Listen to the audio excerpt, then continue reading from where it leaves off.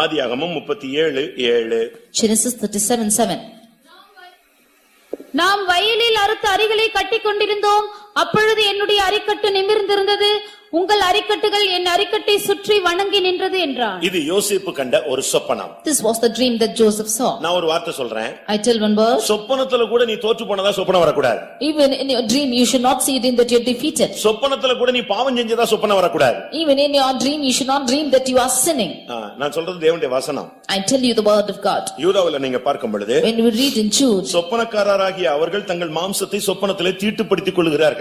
They who are dreamers they defile their bodies in their dreams. அப்படிப்பட்ட ஜீவியம் நமக்குள்ள. அதனால தான் நான் சொல்றேன், சொப்பனத்துல கூட நீ பாவம் செய்ய கூடாது, சொப்பனத்துல கூட நீ தலை குனிய கூடாது. சொப்பனத்துல கூட நீ எப்படி தான் நிக்கணும், உன் அரிக்கட்டு நிமிர்ந்து நிற்க வேண்டும். That is why I say in your dreams also you should never be confounded, you should not be putting down, but your sheep should stand upright in a dream. யூதாவில 8ஆம் வசனத்தை பார்க்கும் பொழுது